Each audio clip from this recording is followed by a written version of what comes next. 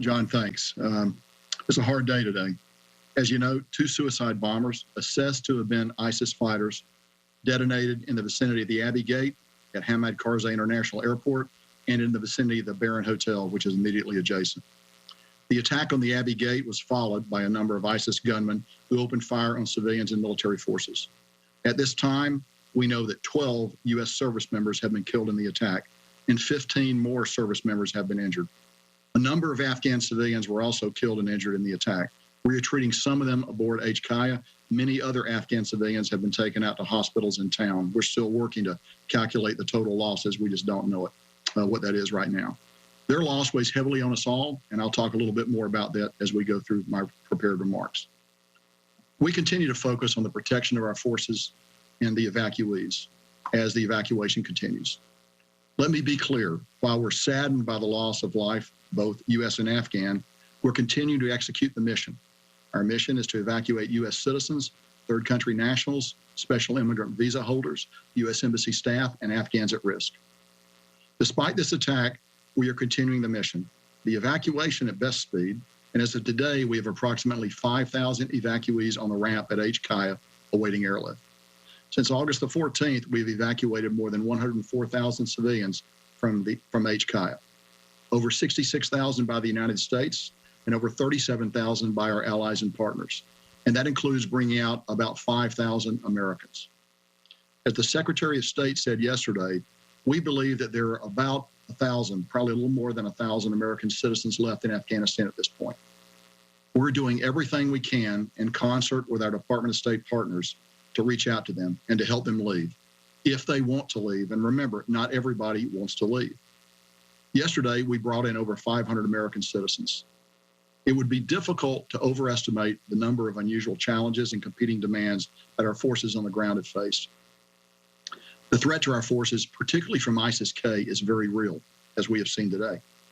I would also like to express the sense of profound pride I have in the creative, determined, and professional way that our forces have overcome those challenges and to deliver the results that we talked about in my opening portion of the remarks, the number of people that we've been able to extract from Afghanistan.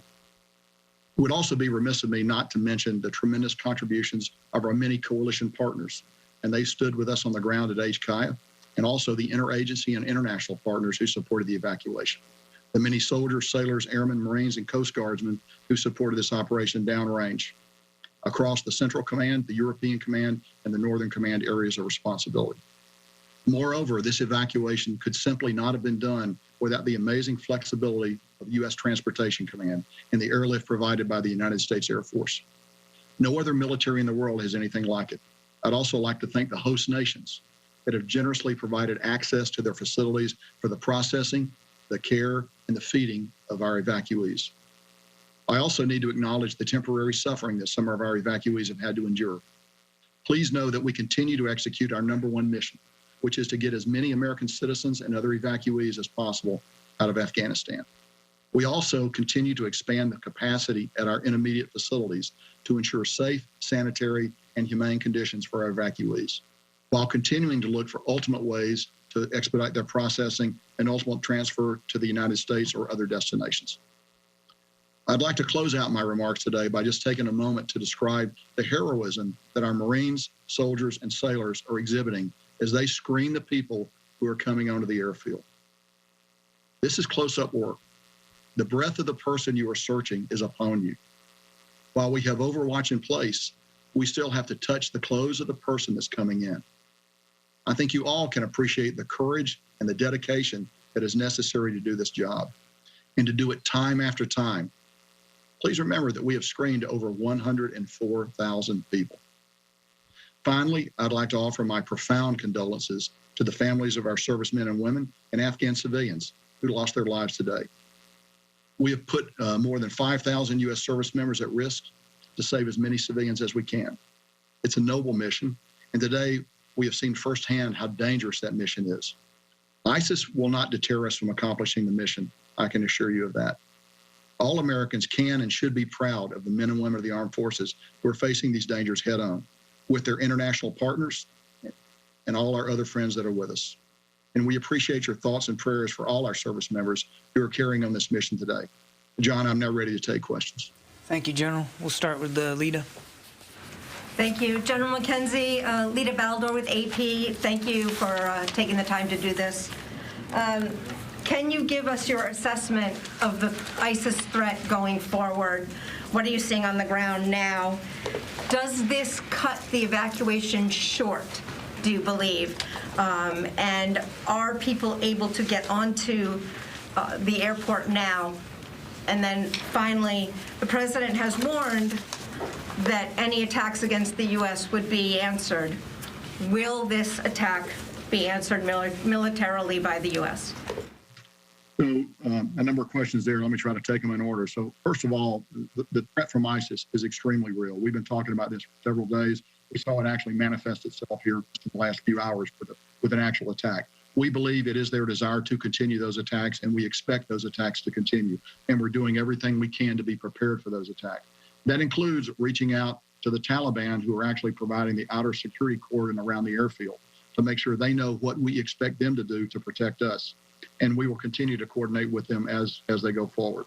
We are continuing to bring people onto the airfield. We just brought a number of buses aboard the airfield over the last couple of 3 hours. So we continue to process. We'll continue to flow people out. The plan is designed to operate while under stress and under attack, and we will continue to do that. We will coordinate very carefully to make sure that it's safe for American citizens to come to the airfield. If it's not, we'll tell them to hold, and then we'll work other ways to try to get them to the airfield. But I think our mission remains. We're still committed to flowing people out up until we terminate operations at some point, towards the end of the month. But I think we have the ability actually to do all of those things as we go forward. Let me just come back one moment. And you talked about going after ISIS. Yes, if we can find who's associated with this, we will go after them. We've been clear all along that we're going to retain the right to operate against ISIS in Afghanistan.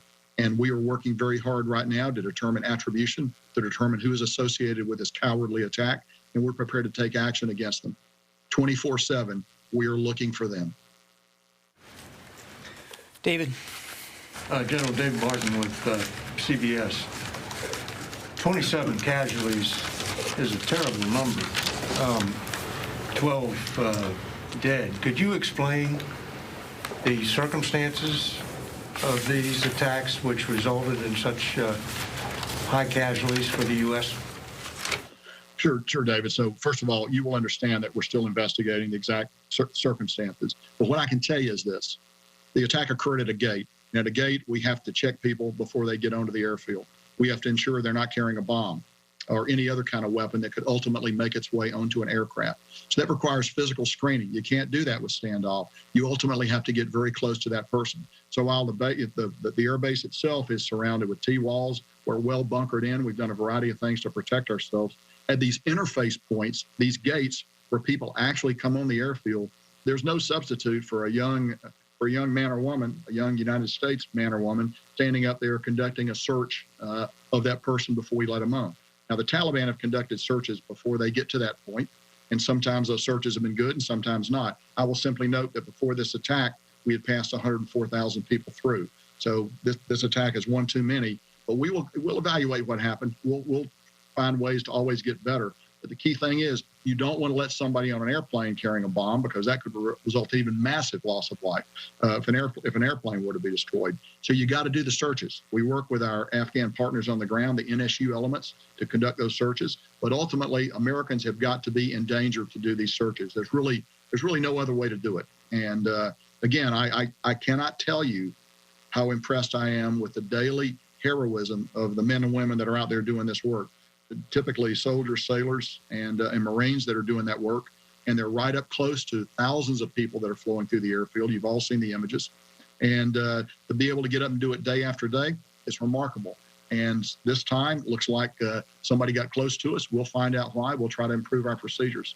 It is 12 service members dying. Nobody feels that more closely, more directly than me and everyone else in the chain of command. And we recognize that we need to continue to evaluate our procedures as we go forward. At the same time, there's a tension there. We have to continue to let people own the airfield because that is why we are there. We're not there to defend ourselves. We're there to defend ourselves while we process American citizens first, but also the other categories of people that I've mentioned, get them to a place where we can fly them out into a safer, better future. So just to be clear, this suicide bomber was going through the gate, being searched, checked by U.S. service members when he detonated his vest? David, that would be my working assumption. I know this: he did not get inside he did not get on the installation. It was at the interface point where they try to come in where this attack occurred, and we just don't know more right now. We're gathering that information, as you will understand. We're investigating that, but right now our focus really, we have other active threat streams, extremely active threat streams against the airfield. We want to make sure that we've taken the steps we need to take to protect ourselves there. So our focus is on that. Over the next few hours and a day or two, we'll learn a lot more about what happened here, and I'm sure we'll be able to share that with you. But right now, our focus is actually going forward, ensuring that another attack of this nature does not occur, because as you know, typically the pattern is multiple attacks, and we want to be prepared and be ready to defend against that. Courtney. Can you, hey, General McKenzie, it's Courtney Cuby from NBC News. Can you tell us a little bit more about these extremely real additional threats from ISIS? Is it a concern about more suicide attacks? And also about some of the steps that you may be taking to mitigate future attacks? I mean, would it include putting U.S. troops or Marines outside the gates or outside of the airport for additional perimeter security? And then finally, with all of this, is there any discussion about sending any additional U.S. troops to Kabul airport for additional security measures? So let me actually answer the last part of your question first. We assess we have the forces we need to protect ourselves there. I'm always in a constant dialogue with the secretary. If I needed anything else, I'd be talking to him immediately, but I think we have what we need to protect ourselves. So let's talk a little bit about the threat streams. So very, very real threat streams, very, very what we would call tactical. That means imminent, could occur at any moment. And they range from rocket attacks. We know that they would like to lob a rocket in there if they could. Now, we actually have pretty good protection against that. We have our anti-rocket and mortar system, the gun systems that those of you who've been out there are very familiar with, that are pretty effective against these kinds of attack. We are well positioned around the boundary of the airfield, and we feel that we would be in good shape should that kind of attack occur. We also know they aim to get a vehicle-borne suicide attack in if they can, from a small vehicle to a large vehicle. They're working all those options. And then we've just seen their ability to deliver a walk-in, a vest-wearing suicide attacker. All of those things we look at. Now, the other thing we do is we share versions of this information with the Taliban so that they can actually do some searching out there for us, and we believe that some attacks have been thwarted by them. Again, we've been doing this we've been doing this since the 14th. This is an attack that's been carried out. We believe it's possible that others have been thwarted. We cut down the information we give the Taliban. They don't get the full range of information we have, but we give them enough to act in time and space to try to prevent these attacks.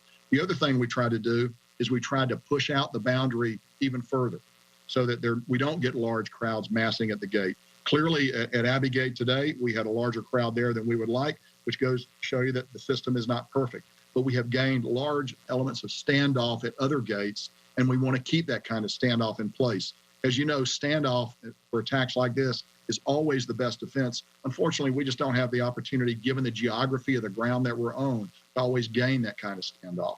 So let me close up your question by saying we take the threat of these attacks very seriously. We're working them very hard. We're doing a variety of things. We got, as you know, we have AH-64 attack helicopters on the ground that we're flying to take a look. They have very good thermal and optical imaging systems. We got aircraft overhead that also have very good imaging systems. We have unmanned aircraft, MQ-9s, that have the ability to look.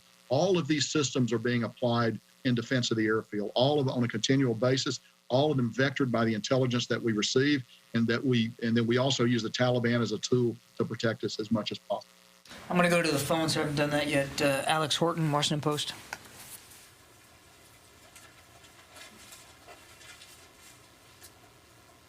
Alex, you there? Yep, just unmuting. Hey, General, this is Alex Horton with the Washington Post. Thanks for doing this. Can you give us a sense of where you are in casualty notification for these folks on the ground? How long you expect it to take, given that it's a large number? And also, can you tell us a little bit about, how the forces have reacted? You said that you introduced a little, probably more standoff at this point, but what are other measures you're taking to increase security after the attack?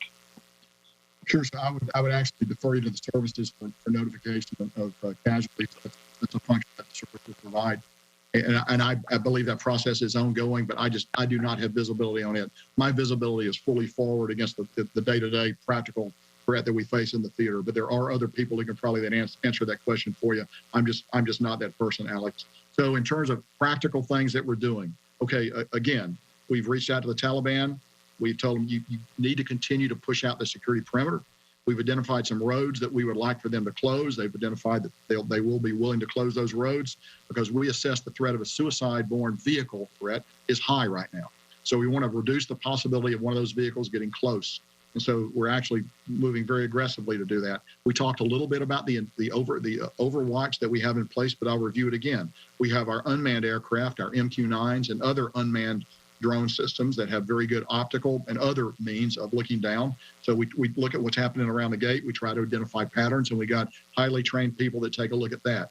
We also have our aircraft that we fly locally, the AH-64s that I mentioned a few moments ago, as well as other manned aircraft that come off the USS, off the carrier that we have off the Makran coast, as well as U.S. Air Force aircraft that we bring up from out of Afghanistan. Everything ranging from F-15s to AC-130 gunships.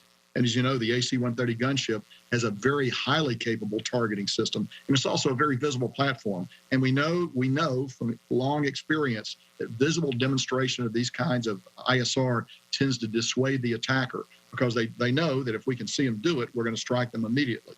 So we'll be prepared to do that should it become necessary to defend the base. We're looking very hard. We assess we are in a period of heightened warning right now, and we're working through that as aggressively as we can. Over. Gordon. Yeah, General Gordon Wolf on Wall Street Journal. Can you tell us if you think that your recommendation for staying potentially after August 31st would change because of this threat stream? Or are you concerned about the threat stream? And also, you know, the U.S. military and the Taliban have been coordinating closely on various things. Do you still trust the Taliban, and is it possible that they let this happen? So as to whether or not they let it happen, I don't know. I don't think there's anything to convince me that they let it happen. As to whether or not I trust them, that's not necessarily that's a word I use very carefully. You've heard me say before, it's not what they say, it's what they do. They have a practical reason for wanting us to get out of here by the 31st of August, and that's that they want to reclaim the airfield. We want to get out by that day too, if it's going to be possible to do so. So we share a common purpose. As long as we've kept that common purpose aligned, they've been useful to work with. They've cut some of our security concerns down, and they've been useful to work with going forward. Now, long term, I don't know what that's going to be. I will tell you this: anytime you build a non-combatant evacuation plan like this, and you bring in forces, you expect to be attacked. So we expect, we thought this would happen sooner or later. It's tragic that it happened today. It's tragic there was this much loss of life.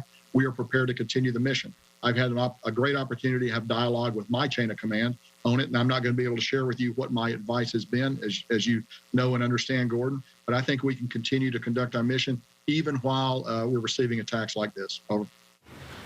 Eric? General Eric Schmidt with the New York Times. Even before today's attack, you were just 4 days or so from leaving. How soon will you have to start diminishing the evacuation flights, if indeed those can continue, to make space and time for the military retrograde, that is the withdrawal of the remaining troops there and their equipment? So, Eric, without getting into specifics, I would tell you that the plan is designed to maximize throughput of evacuees even as we begin to prepare to draw down the force on the ground. So we recognize there's a need to balance the two. So we're not going to get to a point where suddenly we turn off the spigot. It will draw down as we get closer to the end date. It's not useful for me to share that date with you right now when we will begin to draw down those flights, but we will do it at some point. At the same time, I want to emphasize again, the plan is designed to maximize pushing people out even as we reconfigure the force, continue to defend ourselves, and get ready to bring out our own equipment and ultimately our own military personnel. And General, if I could just follow up on that, will you have to also develop alternative routes beyond those that you already have to get the remaining Americans in Kabul who want to leave safely to the airport? So I would tell you that we have worked over the last week. We have brought in hundreds of Americans by working alternate routes to get them in, by establishing contact with them, by directing them down a steady different ways to get to the airport. Our task force, our JSOC element, does that on the ground very effectively in coordination with Admiral Vaisley, who's the overall commander there. So we continue to do that. That's not something that we're beginning now. We've done that all along, and we will continue to do that up until the last moment. Jennifer. General McKenzie. Jennifer Griffin, Fox News. Can you say, was there one or two suicide bombers at the Abbey Gate? And can you say for certain that it was a male bomber? And can you give us any more details about the second explosion that occurred at Barron Hotel? Was that a VBID? Was that a car bomb? Or was that also a suicide bomber? Finally, there are State Department employees who are side by side with U.S. Marines at that gate. Were there any other U.S. citizens killed in the attack? And why were the Marines so close together that so many were killed in one strike? So we think one suicide bomb at Abbey Gate. Don't know if it was male or female. Just don't have that information. Don't know much about the second bomb, except one went off in the vicinity of the Barron Hotel, which, as you're aware, is a deeply bunkered structure. And as far as I know, there were no UK military casualties as a result of that. There may have been Afghan casualties, and I'm sure there were Afghan casualties. But it will take us a little bit of time to actually learn how many Afghans became casualties. While we took some of them on board the installation, many of them were taken to hospitals out in town. So what I see is what I get on open source reporting about the nature of those casualties. But we're trying to gather more information about it. So the last point, I would tell you, I don't know the size of the bomb, and the size of the bomb is directly related to how many people are going to be affected by the blast radius of the weapon. We are going to investigate that. As I've noted before, you're at the interface point there at these gates. Somebody's actually got to look someone else in the eyes and decide that they're ready to come in. And so we'll find out exactly what happened. Beyond that, I would not want to speculate at this time, Jennifer. Thank you. Any other American citizens from the State Department who were killed? None that I am aware of now. Okay, I need to go back to the phones. Laura Seligman. Hi, General. Thanks so much for doing this. A couple questions. First of all, can you tell me, we've heard reports of a third and possibly a fourth attack in Kabul today. Can you confirm those? And then also, can you tell us how exactly are you still conducting these evacuation flights? Are you concerned about manpads and other threats to the aircraft? First of all, indications of other attacks in Kabul, but we have not been able to run that information down. So we see it. We get open source reporting on it, but I can't confirm that there have been other attacks in Kabul away from HKIA today. We continue to take a look at that very hard. I will tell you this: the safety of our aircraft coming in and out is of paramount importance, because obviously you have the opportunity there for 450 or more people to die if you have a significant mishap with the aircraft. We know that ISIS would like to get after those aircraft if they can. We don't believe they have a manpad capable of doing it. They have taken shots at our aircraft on occasion without effect. We think that's going to continue. And we will, but as you know, military aircraft have a variety of self-defense systems. What's more vulnerable actually are the charter aircraft and other aircraft that are coming in that do not have those systems. So with our ISR, we look very carefully at the approach pattern and the departure pattern off that runway to see to see if we see any sign of something that might pose a threat to aircraft. That's one of the things that we look at religiously throughout the day and throughout the night as we conduct operations. Because really, the aircraft, the only way we're going to get people out of there. So we are keenly sensitive threats to our aircraft. Okay, we're going to take one more question. I'm sorry, guys, we got to keep moving. We're going to take one more question and then give the general a chance to close out. Idris? Sure, General. I know it's still early, but at this moment in time, how do you believe the suicide bombers made it through several checkpoints, whether it was Taliban or Afghan forces, to the Marines? Do you believe it was a failure, or they were able to somehow evade them and make it to the Marines? Well, clearly, if they were able to get up to the Marines at the screening at the entry point of the base, there's a failure somewhere. It was a failure by, the Taliban operate with varying degrees of competence. Some of those guys are very scrupulously good. Some of them are not. I just don't know the answer to that question. But we will. You can be assured we're going to continue to take a look at it and try to make all our practices better as we go forward. Okay, General, sir, we're gonna let the general close out. General, sir, for any closing thoughts you might have, sir. Hey, John, thanks. Again, I would just like to say today's a hard day, but the thing I come back to is the remarkable professionalism that the force on the ground is showing. As I've noted before, ultimately at these screening points in particular, you got to get very up close and personal to the people that you're bringing out. There's no way to do that safely from a distance.